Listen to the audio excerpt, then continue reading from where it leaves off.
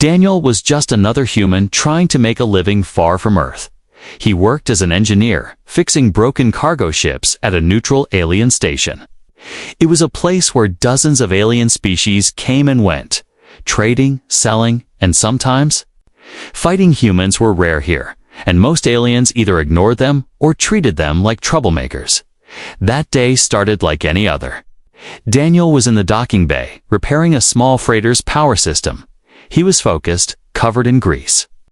When a loud crash echoed through the hangar, he looked up and saw a group of large alien guards pushing through the crowd. They were shouting in a language he barely understood, chasing someone. Then he saw her. Lyra. A young alien woman with silver blue skin and deep violet eyes ran past him, her breath quick and sharp. She looked terrified, glancing over her shoulder. As the guards closed in without thinking, Daniel stepped forward, blocking the guard's path. They barked at him to move, but he pretended not to understand. Buying her a few precious seconds, Lyra ducked behind a cargo crate, her eyes meeting his for just a heartbeat. Something about that look made Daniel feel different, like she was silently begging him not just for help, but for trust. The guards shoved Daniel aside and kept moving, but Lyra stayed hidden until they passed. When she stepped out, she whispered a quick thank you in broken English. Daniel smiled without thinking, and in that moment, something unexpected happened. Lyra stepped closer, her eyes locked on his, and before he could react, she kissed him. It wasn't long, just a quick press of her lips to his, but it left him frozen in place. She pulled back just as fast, her cheeks darkening in what he guessed was a blush for her species. Daniel was still processing what had just happened when a shout came from above. He looked up and saw a security drone hovering near the ceiling. Its camera lens glowed red. It had recorded everything. And on this station, that was a problem. 2 alien workers nearby gasped. One of them muttered something Daniel didn't understand, but the way they looked at him made his stomach twist. Lyra seemed to realize it too, because her face went pale. She grabbed his wrist and pulled him toward a side corridor, moving fast. "What's going on?" Daniel asked as they hurried down the narrow hallway. "You shouldn't have kissed me," she said in a low voice, her accent heavy, but her words clear enough. Daniel frowned. "I didn't kiss you. You kissed me." She shook her head. "Doesn't matter." They saw, before he could ask what that meant, 2 armed alien guards appeared at the end of the corridor without speaking. They gestured for both of them to follow. Lyra squeezed his hand, not in affection, but in warning, and whispered, "Don't fight them." Daniel had no idea why, but something in her tone told him it was serious. They were taken through a series of metal doors into a quiet, dimly lit chamber. The guards stepped out. Locking the door behind them, Daniel turned to Lyra. "All right, you need to tell me what's going on." Lyra's violet eyes darted toward the floor, her voice almost a whisper. "In my culture, a kiss is not just a kiss," she said. "It is a bond. Promise. It means we are together." Daniel blinked. "Together?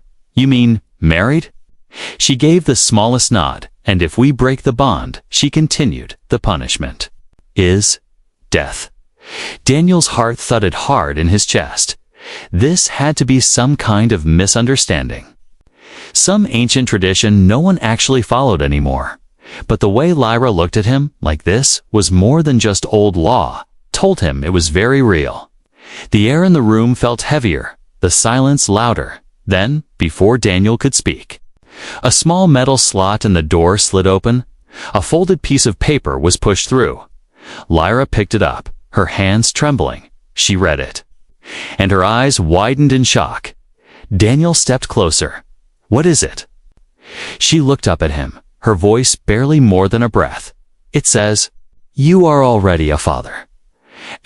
Daniel stared at Lyra, unsure if he had heard her right. "A father? What are you talking about?" asked, his voice low but sharp. Lyra folded the note quickly, as if hiding it would make it less real. Her hands shook. and her eyes darted to the locked door like she was expecting someone to burst in.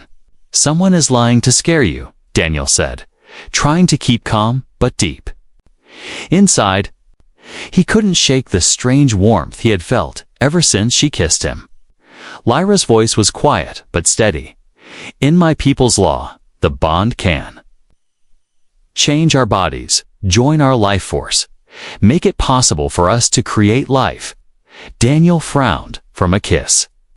Her gaze didn't waver. "If we are compatible, yes."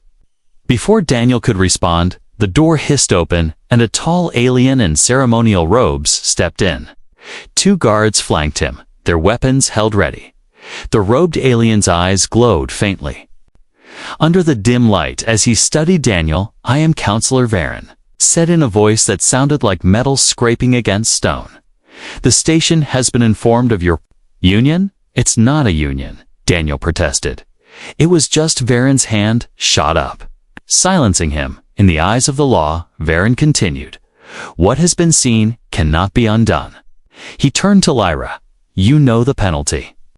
For breaking the bond, Lyra's lips pressed into a thin line. Her silence speaking louder than words. Daniel felt his temper rising. "You can't force this on us." Varen tilted his head. "It is not we who force it. It is tradition."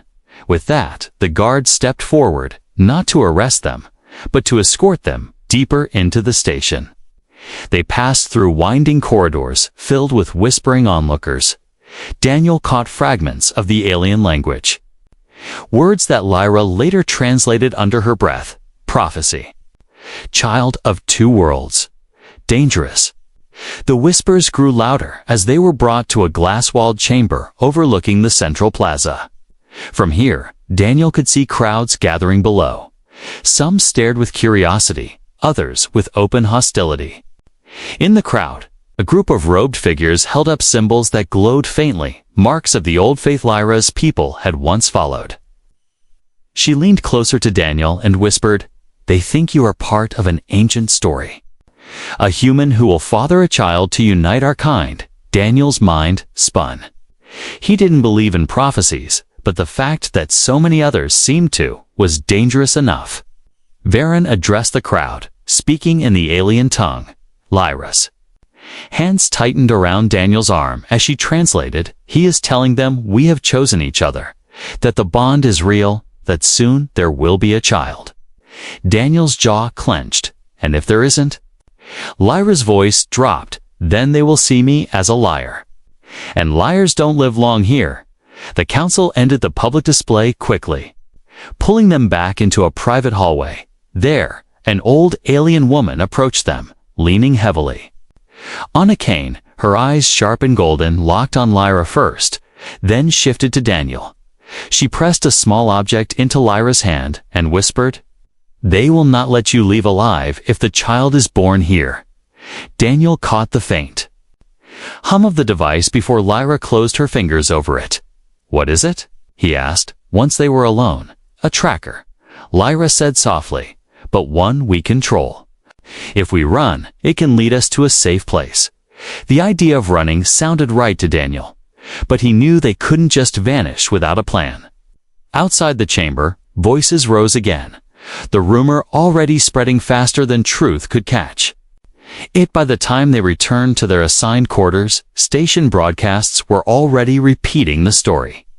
Human and alien unite. Prophecy, child expected. The translation bot announced in a neutral tone. Daniel sat heavily on the edge of the bed, running a hand over his face. "We have to get out before this gets worse," he said. Lyra nodded, but her eyes were distant, as if she was thinking of something far more dangerous. Hours later, as Daniel tried to sleep, a soft, scraping sound woke him. He looked over and saw Lyra crouched by the door, holding the folded note from earlier. She stared at it for a long time before whispering, "I think I know who sent this." Daniel sat up. "Who?" Her voice trembled.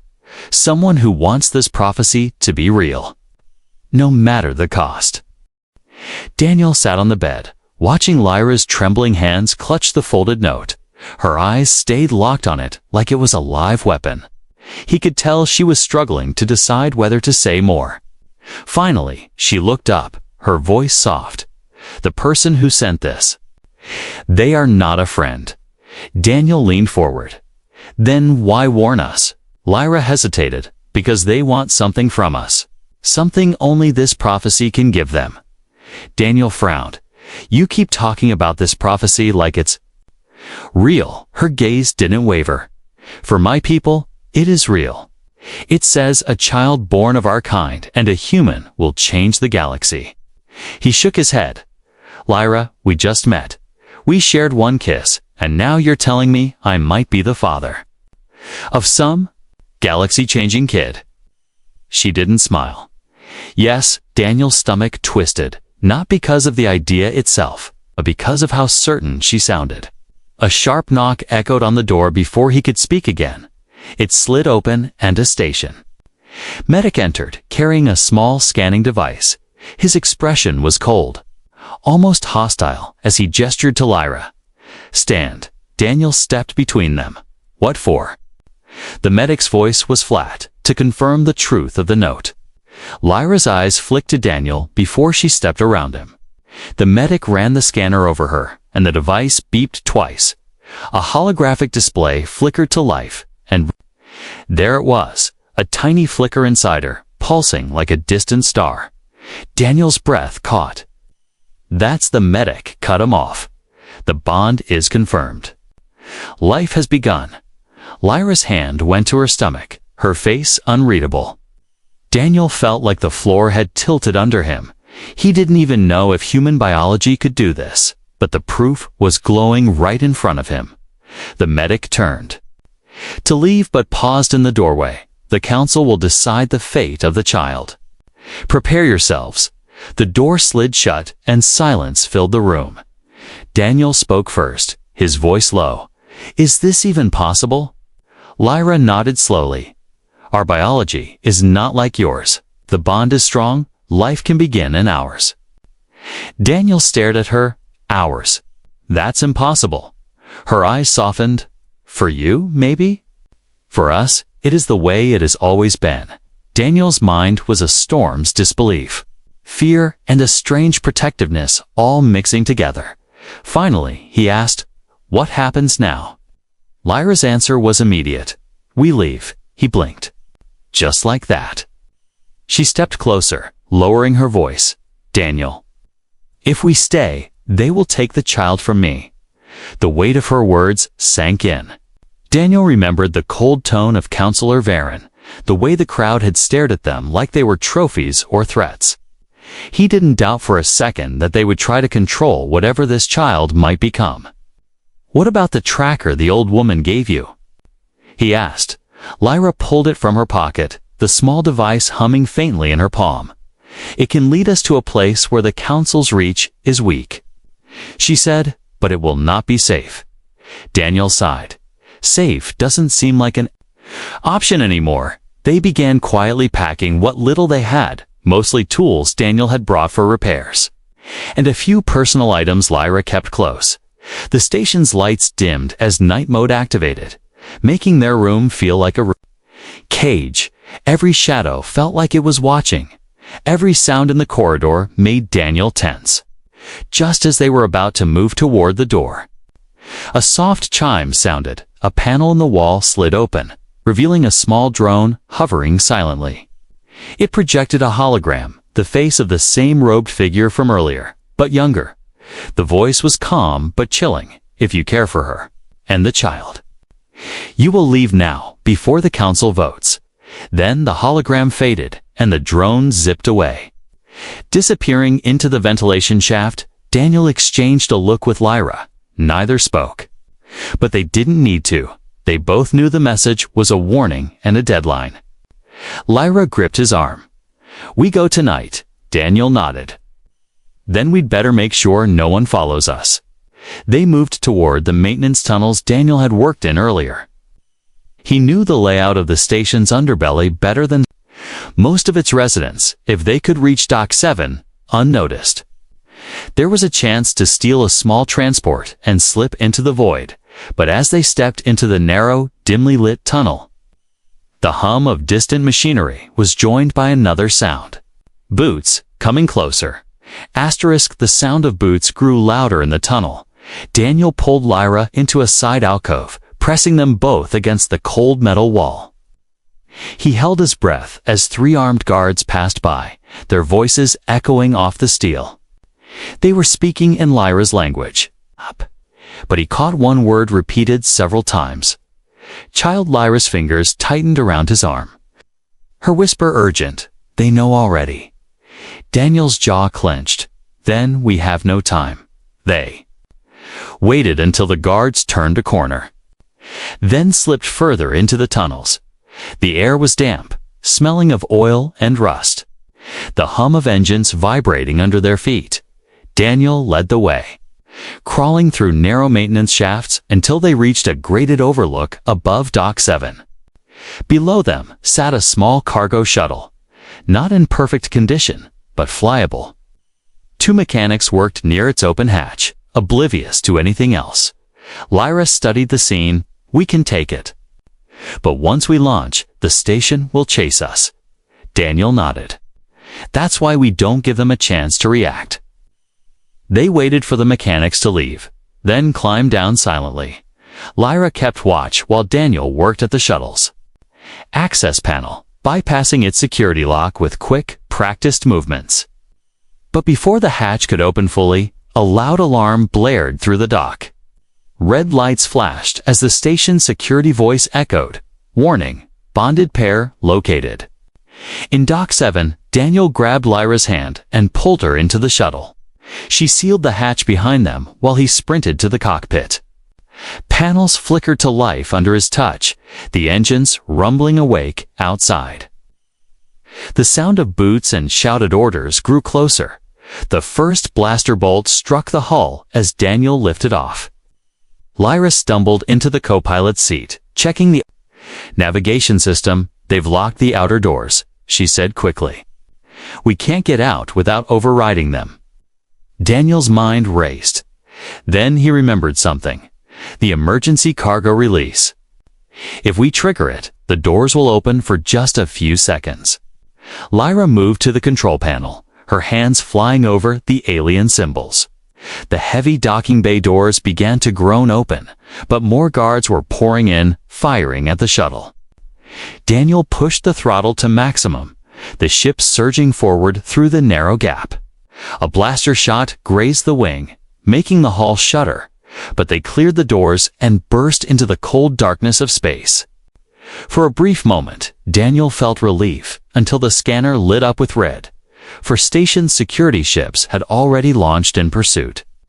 "They're faster than us," Lyra warned, her voice tight. "We can't outrun them." Daniel's eyes swept the star map, searching for any option. "There," he said, pointing to a distant anomaly on the display. "An asteroid belt? If we can get inside, maybe we can lose them." Lyra nodded and set the course, the shuttle rattling as it pushed its engines to the limit. Behind them, the pursuing ships drew closer, their weapons charging. One shot slammed into their rear shields, making the lights flicker. Lyra's hand went to her stomach instinctively, her voice trembling. "We can't let them take the baby." Daniel glanced at her, seeing fear and determination mixed in her violet eyes. "You're right," he said firmly. "They'll have to kill me before they touch either of you." Something in his voice made her shoulders relax slightly, even as the danger closed in. They reached the asteroid field just as another blast rocked the shuttle. Daniel dove the ship between spinning rocks the size of buildings, the enemy. Ships followed, but the narrow gaps and unpredictable movement of the asteroids made it harder for them to aim. Daniel twisted the controls, skimming dangerously close to a jagged cliff of metal-rich stone. One pursuer clipped an asteroid and exploded in a burst of fire and debris. Lyra's eyes widened. 3 left. Daniel gritted his teeth, weaving through tighter gaps. A second enemy ship collided with a tumbling boulder. Disappearing in a flash of light, the remaining 2 broke off. retreating toward the safety of open space. Silence returned except for the steady hum of the shuttle's systems. Daniel exhaled slowly, his hands still gripping the controls. Lyra leaned back, her breathing uneven. "You protected us," she said quietly, her hand brushing his arm. Daniel glanced at her, a faint smile tugging at his lips. "I told you." They'd have to go through me first, but the moment of calm didn't last. The navigation console beeped. The tracker the old woman had given them was active. A pulsing green dot marked a location far beyond the asteroid belt. Lyra stared at it, her expression unreadable. "That's where we go next," Daniel nodded, unaware that someone else was watching that same signal and waiting. The tracker's pulsing green dot glowed steadily on the screen. It felt almost alive, as if it was calling them. Daniel studied the coordinates. It's deep in uncharted space. No official trade routes, no stations. Lyra's gaze didn't leave the screen. That's why it's safe. No one will look for us there, but Daniel knew better. If this tracker could lead them there, someone else could follow. He didn't voice it. Not yet. Instead, he adjusted the course, the shuttle's engines humming as they broke free from the asteroid belt. The stars stretched into long lines as they jumped to faster-than-light travel. The hum of the drive was steady, but Daniel's mind wasn't. He couldn't stop thinking about the baby, about how fast all of this had happened. One moment, he was fixing ships. The next, he was running from an entire alien council. Lyra sat in the co-pilot's seat, her hands resting lightly on her stomach. She hadn't said much since they escaped the asteroid field. Daniel glanced at her. "You okay?" She nodded slowly. "Yes." "But I can feel it." Daniel blinked. "Feel what?" Her eyes softened life. Small but strong. Before he could answer, a warning light flashed red on the console. Daniel's stomach tightened. "We've got a tail." Lyra leaned forward, scanning the display. "How?" "Or an FTL." Daniel tapped the controls. "They've got a jump tracker. They're matching our signature." The CUM system crackled and a cold voice filled the cockpit. "Daniel Holt, Lyra Vera. Surrender the child and you will be allowed to live." Lyra's face went pale. "Bounty hunters." Daniel gritted his teeth. Then they picked the wrong ship to follow. He killed the FTL drive, dropping them into normal space. The sudden deceleration threw them forward, but Daniel was already moving. "Hold on," he warned, steering toward a nearby gas giant. Its swirling clouds and massive gravity well filled the viewport. Lyra's eyes widened. "You're going into the atmosphere." "That's suicide, only if you can't fly," Daniel said, his focus razor sharp. The bounty hunter ships followed, their sleek black hulls slicing through space like blades. Daniel dove toward the planet, the shuttle rattling as they hit the outer atmosphere. Flames licked at the viewport edges, heat warnings blaring. One of the hunters fired, a shot skimming the side of the shuttle, shaking it violently. Daniel kept going, using the planet's swirling storms to mask their signal. Lightning flashed around them as they plunged deeper. The thick clouds swallowed the hunters' visual tracking, forcing them to rely on scanners. Daniel cut power to all non-essential systems, making their shuttle appear as drifting debris for several tense seconds. Only the roar of the storm filled the cockpit. Lyra's hand gripped the armrest. "Are they gone?"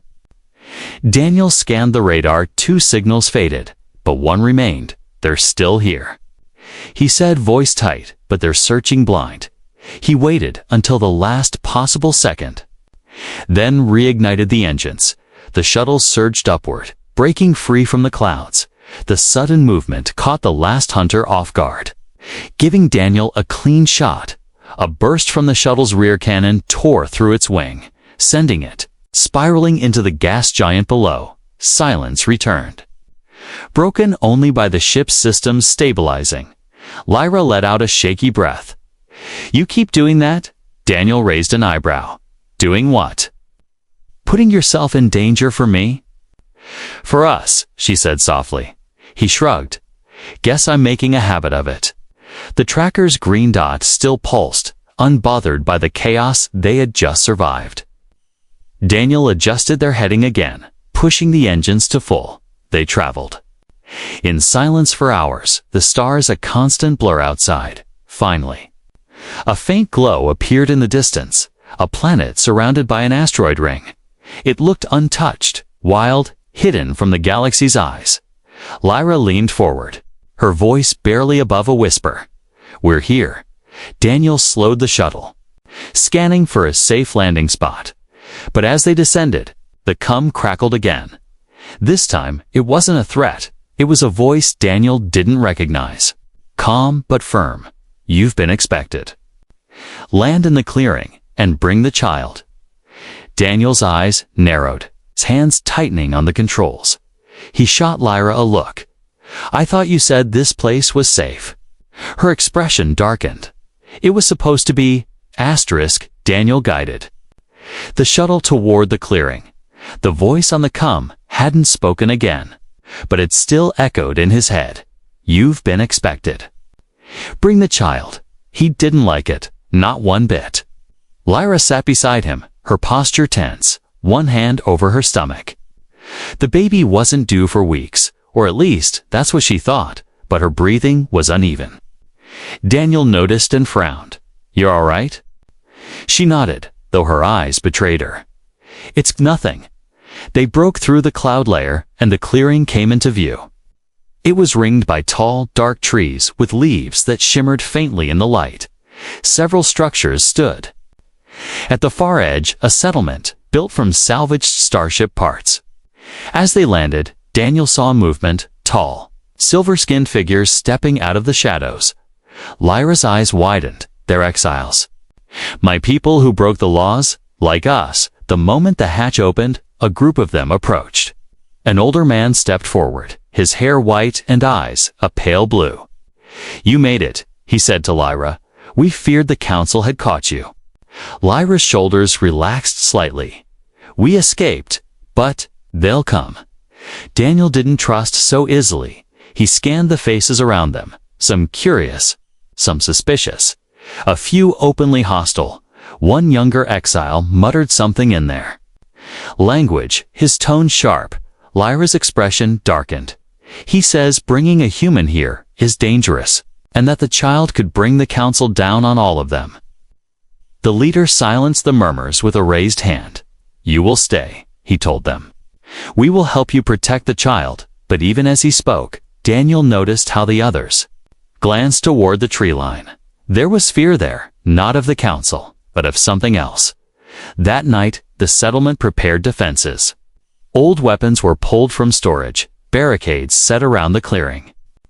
Daniel worked alongside the exiles, reinforcing weak points. Lyra stayed inside one of the shelters, but when Daniel checked on her, she was pacing, her face pale. It's early, she whispered, but I think it's starting. Daniel froze.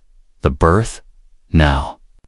She nodded, wincing slightly, before he could react. A loud horn blared from outside. Shouts erupted. The lookouts had spotted ships descending beyond the trees. Daniel ran to the door. The leader of the exiles shouting orders they found. You, he barked. Bounty hunters, maybe council soldiers. It doesn't matter. They want the child. Daniel grabbed a rifle from a weapon rack. The leader glanced at him. You can shoot. Daniel's voice was grim. I can fight. The first attack came fast. Figures in black armor moved through the trees, their weapons firing blue bursts of energy. The exiles returned fire. The clearing erupting into chaos. Daniel held his ground, covering the right flank as two bounty hunters tried to break through. He dropped the first with a well-aimed shot. The second retreated into the shadows. Inside the shelter, Lyra's breathing quickened. She clutched the edge of a cot, pain shooting through her. A young exile woman knelt beside her, speaking calmly. It's coming. You must focus. But Lyra's eyes darted to the doorway. She could hear Daniel outside. Shouting orders, firing his weapon, Daniel reloaded, sweat running down his neck. The hunters were pushing harder now, using smoke grenades to hide there. Movements. Through the haze, he saw one break from the group and sprint toward the shelter. His heart pounded. If they reached Lyra, it was over. Daniel charged forward. Tackling the intruder before they reached the door, they rolled across the dirt, trading blows until Daniel got hold of his rifle and ended it. The settlement leader's voice roared above the noise, "Fall back to the inner line." The exiles regrouped, forcing the attackers into a narrower approach. Daniel stayed near the shelter, refusing to let anyone get close inside. Lyra cried out, the sound tearing through him more than any weapon could. Another wave hit the barricades. Daniel fought until his arms ached, until every breath burned. The attackers seemed endless. But slowly, their numbers began to thin. When the last one fell, silence spread over the clearing, broken only by the rustle of leaves and the crackle of burning barricades. Daniel dropped his rifle and rushed into the shelter. Lyra lay on the cot, cradling something small and wrapped in a silver cloth. Her eyes were wet but bright. "Daniel, meet our child." He stepped closer, the exhaustion melting away as he saw the tiny face. The baby's eyes opened, and they weren't purely human, nor purely alien, but something entirely new. Daniel reached out, his hand trembling. The leader of the exiles stood in the doorway, his voice solemn, the first of their kind. "And now, the galaxy will come for them." Daniel's gaze didn't leave the baby, his voice steady. "Then they'll have to go through me first." The night after the battle was quiet. Too quiet, Daniel thought. The fires from the barricades had burned down to glowing embers, casting the clearing in a dim orange light. He sat inside the shelter, watching Lyra as she held the baby close. The child's breathing was soft, almost lost under the sound of the wind in the trees. For the first time in days, Lyra looked peaceful.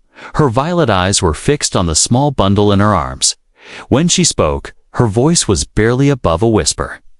"I thought I would never see this day." Daniel sat beside her. "You almost didn't." Outside, the exiles moved silently, cleaning the battlefield and tending to the wounded. Some glanced toward the shelter, their expressions a mix of wonder and fear. Word had spread quickly. The prophecy child had been born. Daniel could feel the weight of those stares even without looking. It wasn't admiration, it was expectation. They were waiting to see what he would do next. The leader of the exiles entered quietly. He stood over them, his voice calm. "The council will come.